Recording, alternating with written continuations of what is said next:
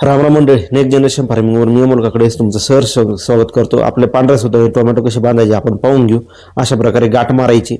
गाठ मारल्यानंतर बघा त्या फांदीमध्ये आणि गाठीमध्ये एक बोट जागा सोडली आणि असे सुतळी बाहेरून घ्यायची आणि ती वरती अशी बांधून घ्यायची.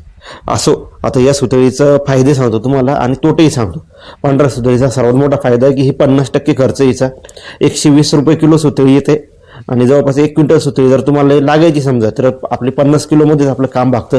जे नवीन शेतकरी असतात ते पांढऱ्या सुतळीनं बांधू शकतात. बघा तिथे असं मी एक बोट लावून पाहिलं, त्या बोटा एवढं आणि जागा आपल्याला ठेवायची असते. आता तोटा काय, तर ही फक्त हिवाळा आणि पावसाळ्यामध्येच वापरले जाऊ शकते, उन्हाळ्यात वापरले जाऊ शकत नाही.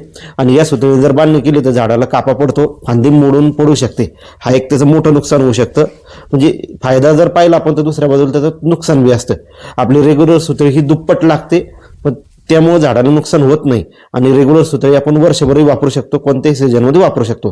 हिला पावसाळ्यात आणि हिवाळ्यातच वापरलं जातं. उन्हाळ्यामध्ये ही तुटून पडते लवकरच.